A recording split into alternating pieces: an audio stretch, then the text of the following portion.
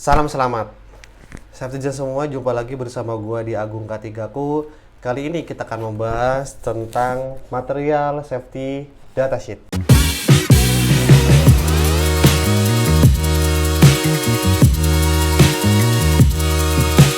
Safety semua, mungkin beberapa dari Safety pernah mendengar tentang MSDS, Material Safety Datasheet, atau dalam bahasa Indonesia kita sebut dengan LDKB, Lembar Data Keselamatan Bahan.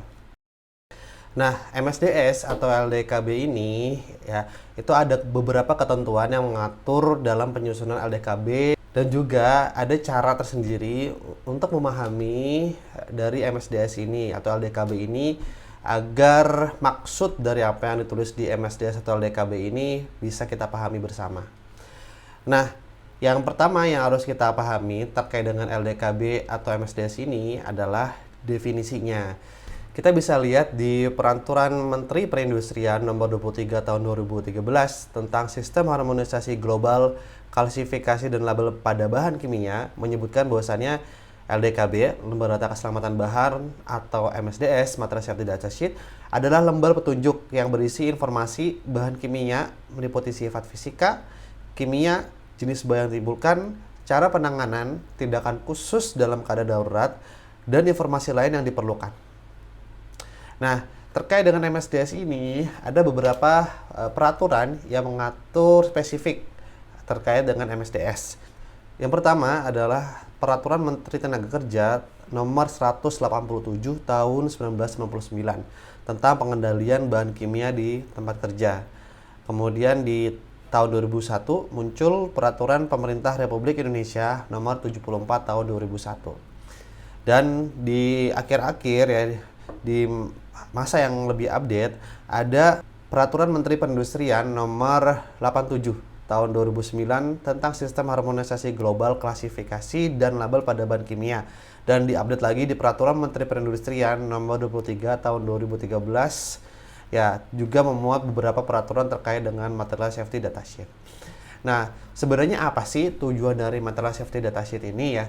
Secara ringkas, tujuan dari MSDS ini atau LDKB ini ya, yang pertama ya tentunya adalah agar pengguna dari bahan kimia itu paham ya, apa sih bahayanya, dan kalau misalnya paham bahayanya nanti bisa paham juga cara pengendaliannya seperti apa, dan juga paham juga cara penyimpanannya seperti apa, dan juga paham juga cara menanggulangi jika ada insiden, jika ada kecelakaan itu seperti apa.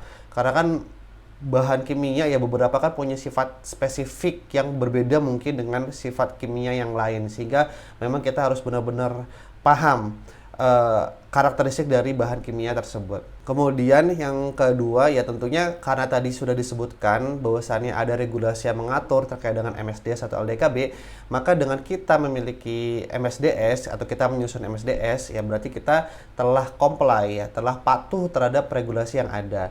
Ya, kemudian juga selain ada perlindungan terhadap konsumen, MSDS ini juga sebenarnya sebagai perlindungan untuk pekerja. Ya karena kan pekerja itu kan ya khususnya di perusahaan-perusahaan kimia, perusahaan manufaktur ya, FMCG itu kan banyak menggunakan bahan-bahan kimia ya beraneka macam ragam, dan pekerja-pekerja ini terpapar bahan-bahan dasar, bahan-bahan baku yang itu berbahaya sekali untuk kesehatan atau keselamatan dirinya sendiri gitu. Jadi dengan ada MSDS ya sekali lagi MSDS ini akan menjadi komunikasi ya agar pekerja itu bisa paham bahayanya apa, mampu mengendalikan, kemudian juga mampu mengatasi jikalau ada kejadian gawat darurat. Kemudian kita akan lihat ya sebenarnya bagian-bagian MSDS itu apa sih? Nah, bagian-bagian MSDS ini diatur dalam 3 regulasi yang tadi sudah gue sebutin. Ya tadi ada PP nomor 74 tahun 2001, kemudian juga ada Kepmenaker nomor 187 tahun 1999, dan juga ada Permenperin nomor 23 tahun 2013. Di K3ku.top ya, gue telah membuat perbandingan apa sih isi yang wajib menurut regulasi-regulasi tersebut. Nah, silakan linknya bisa diklik di deskripsi ya untuk melihat lebih jelas. Bagian-bagian MSDS yang dipakai ini lebih banyak mengacu ke Peraturan Menteri Perindustrian Nomor 23 Tahun 2013. Total ada 16. Ada 16 bagian MSDS yang harus ada. Ya, ke 16 bagian itu ya coba kita lihat di MSDS ini. ya Safetizen bisa melihat bahwasannya MSDS yang gue pegang ini adalah MSDS untuk Pertamax. Ya, Pertamax ini kan dia bahan bakar yang oktannya 92, diproduksi oleh Pertamina, dan mungkin semua orang ya khususnya pengendara itu tahu apa sih itu Pertamax, karena kan hampir di seluruh Indonesia itu ada Pertamax ya.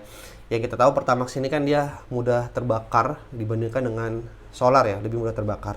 Nah, kita lihat di Peraturan Menteri Perindustrian Nomor 23 Tahun 2013 itu menyebutkan bahwasannya bagian pertama yang harus ada adalah identifikasi bahan dan perusahaan.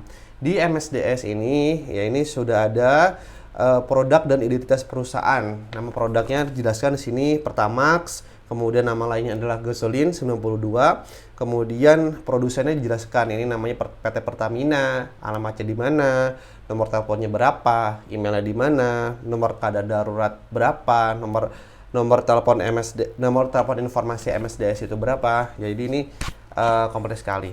By the way, gue dapetin MSDS ini ya dari Google ya, cari-cari kemudian ya merujuk ke situs Pertamina agar lebih valid informasinya. Dan MSDS ini yang gue dapat itu versi Juni 2007, dikeluarkan oleh Direktorat Pemasaran dan Niaga.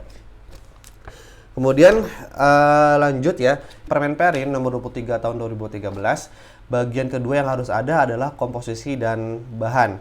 Nah, di sini di MSDS dari Pertamax ini disebutkan bahwasannya di bagian 2 komposisi dan informasi itu disebut hidrokarbon dan aditif.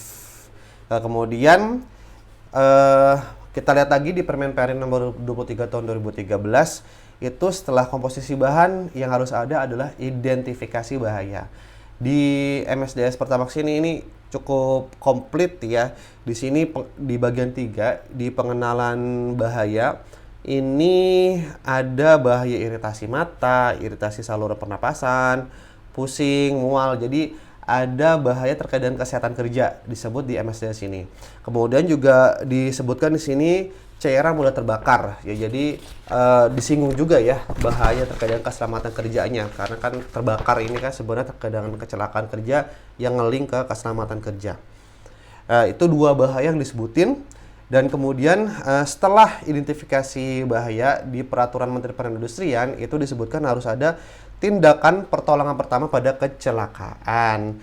Di MSDS ini pas banget di bagian 4 itu ada tata cara pertolongan pertama.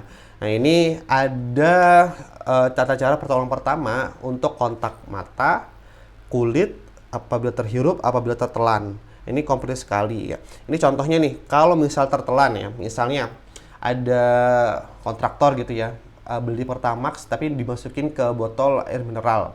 Nah, kemudian nggak sengaja air mineralnya keminum sama temannya. Nah, ini bagaimana cara untuk menolongnya? Nah, ini disebut bahwasannya bila tertelan, segera berikan 1-2 gelas air dan kemudian segera panggil atau bawa ke dokter, instansi gawat darurat atau pusat pelayanan medis lainnya. Nah, setelah tindakan pertolongan pertama pada kecelakaan atau P3K di Permen Perin 23 tahun 2013, bagian selanjutnya adalah tindakan penanggulangan kebakaran. Nah, karena Pertamax ini adalah cairan yang mudah terbakar, maka sangat penting informasi bagaimana sih cara untuk menanggulangi kebakarannya. Nah, apakah boleh Pertamax itu dipadamkan dengan air? Coba kita lihat. Di sini disebutkan bahwasannya media pemadam kebakaran untuk Pertamax adalah karbon dioksida, dry chemical, dan foam. Ya, ini ada di bawahnya disebutkan lagi prosedur khusus untuk pemadam kebakaran itu seperti apa untuk karbon dioksida, dry chemical, foam atau busa juga disebutkan. Di sini tidak disebutkan ya atau tidak direkomendasikan untuk menggunakan air. Ya, sebenarnya kalau bahan bakar minyak ya menggunakan air ini tentunya sangat berbahaya, karena kan air ini tidak bisa bersenyawa dengan minyak, jadi dia tidak bisa menutup oksigen ya dari kasus kejadian kebakaran pada minyak, sehingga pada akhirnya nanti si air malah bukan memadamkan api dari minyak, malah air ini malah membawa minyak kemana-mana dan pada akhirnya malah membawa api ikut kemana-mana juga. Makanya yang bagus adalah karbon dioksida, kemudian ada foam, kemudian juga dry chemical. Nah, di sini di bahaya kebakaran juga disebutkan bahwasannya titik nyala. Ya, titik nyala ini adalah flash point. Ini adalah patokan untuk mengelompokkan apakah sebuah zat kimia ini dia mudah terbakar atau tidak.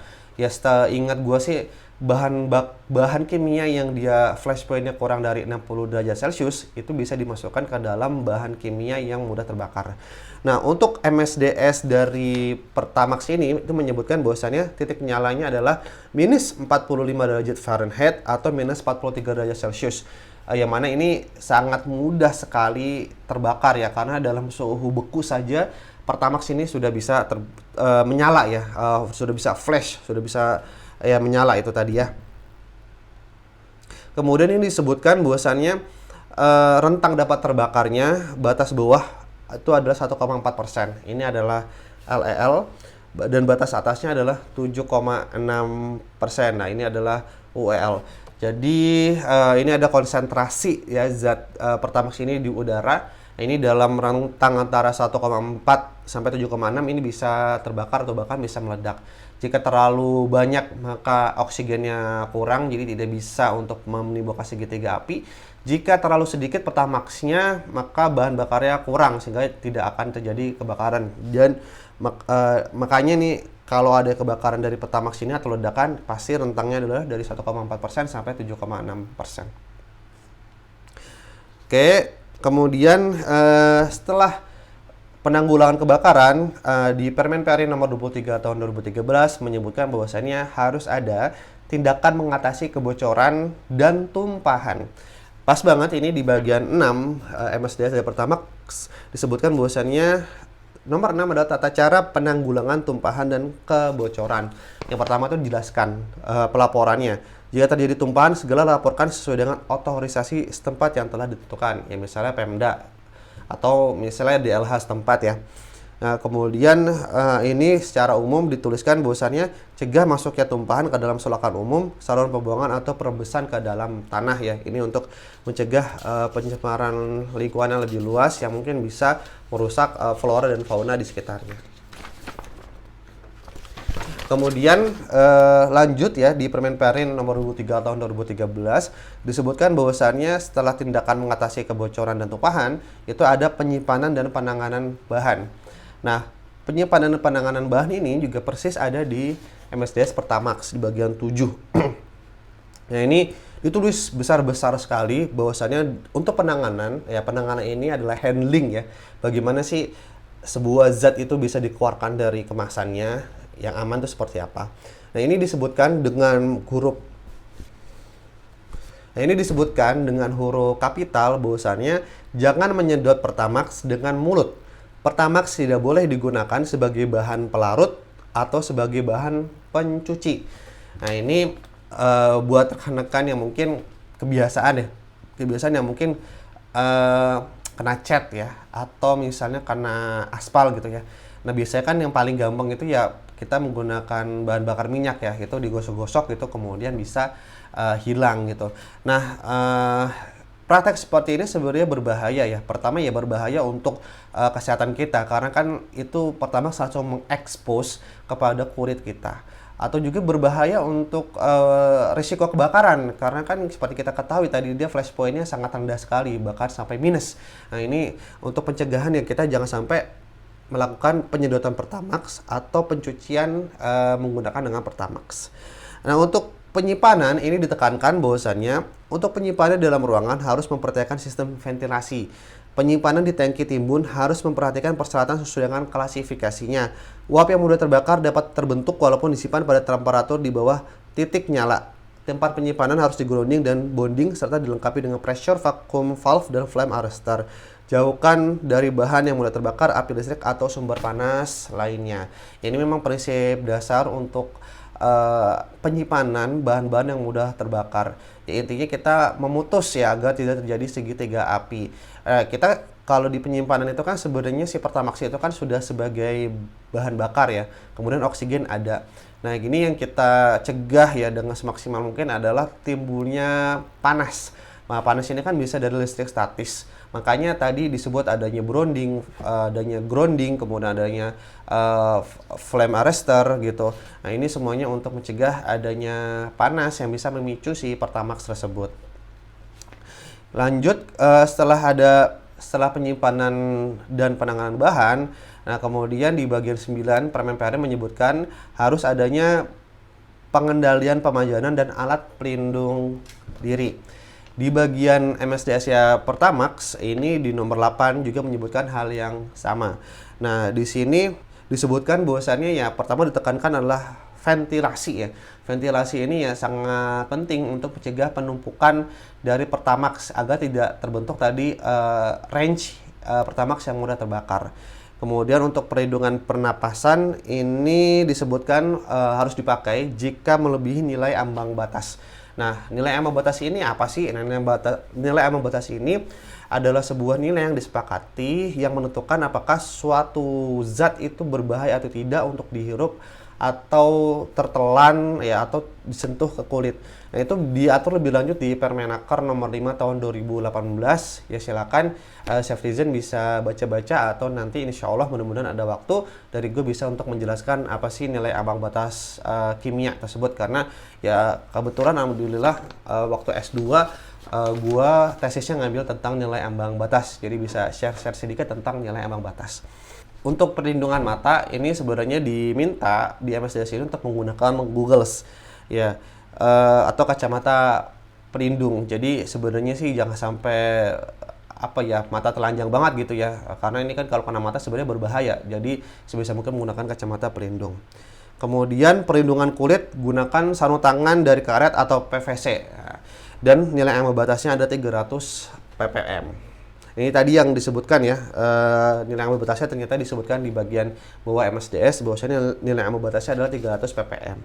Nah, kemudian setelah pengendalian pemanjang dan alat pelindung diri, lanjut ke sifat fisika dan kimia. Ini sama di Permen PERIN 23 tahun 2013 dan di MSDS itu sama. Bahwasannya ada sifat fisika dan kimia. Nah, di MSDS ini di bagian 9 disebutkan data fisik dan kimiawi. Jadi di sini disebutkan dari angka oktana riset, stabilitas oksidasi, bla bla bla bla bla bla, sampai kandungan pewarna. Ya mungkin untuk data ini diperlukan ya untuk uji laboratorium ya. Hanya saja untuk kita sebagai profesional ketiga untuk data-data ini bisa kita simpan dulu ya. Nanti mungkin ketika ada ya, investigasi atau ada yang diperlukan baru kita lihat. Kemudian selanjutnya adalah stabilitas dan reaktivitas bahan. Nah, ini sama di MSDS ini juga ada reaktivitas. Nah, ini terkait dengan pengaruh aspek fisik ya, seperti suhu dan cahaya terhadap zat kimia. Kemudian juga ada keadaan situasi yang harus dihindari, ketidaksesuaian di komposisi bahan kimia. Jadi ini ditulis di komposisi bahan kimia terjadi dari reaksi terhadap karbon monoksida ya, jadi ada dekomposisi. Dan ada polimerisasi pembentukan bahan-bahan berbahaya. Karena kalau di sini tidak tertulis polimerisasinya. Ya, kemudian yang ke-11 itu ada data toksikologi. Nah, data toksikologi ini mencakup data toksikologi akut, di mana data toksikologi akut ini adalah toksik ya, keracunan yang sifatnya adalah langsung. Jadi begitu terhirup, begitu tersentuh atau begitu tertelan, itu langsung ada reaksinya. Itu adalah akut. Nah, ada juga data toksikologi yang sifatnya adalah kronik. Nah, kalau kronik ini dia sifatnya adalah jangka panjang ya. Mungkin pekerja atau konsumen itu pakainya sedikit-sedikit ya, tapi setiap hari. Lama-kelamaan akan muncul gangguan yang berbahaya. Seperti pada contoh di sini disebutkan toksikologi kronik, percobaan binatang dengan konsentrasi lebih dari 8.000 ppm memperlihatkan peningkatan insiden tumor hati pada tikus ya, pada tikus ini.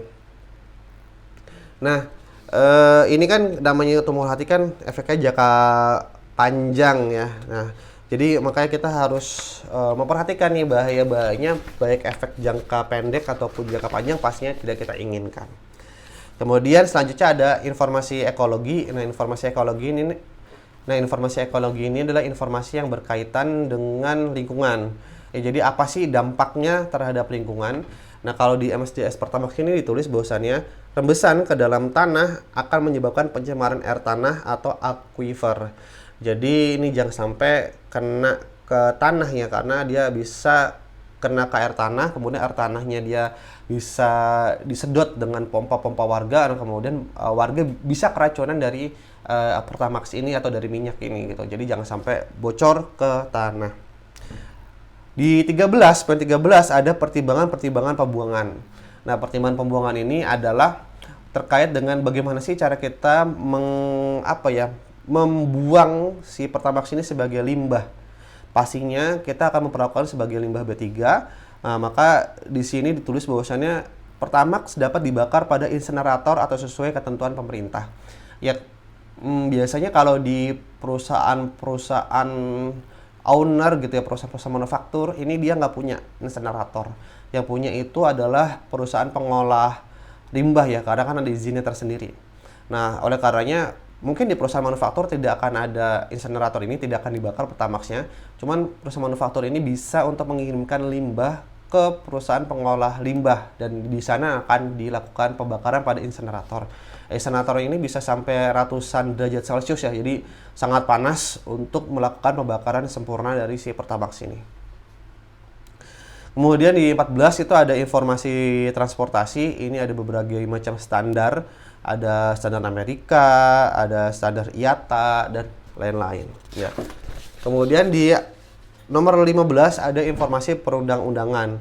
Nah, ini disebutkan bahwasannya risprase ya. Risprase ini adalah informasi risiko yang dituangkan dalam angka-angka dan didahului dengan huruf R. Nah, di sini ditulis bahwasannya R12-45-38-22. Informasi tersebut berarti highly flammable, dapat menyebabkan kanker, iritasi terhadap kulit, sangat berbahaya jika tertelan.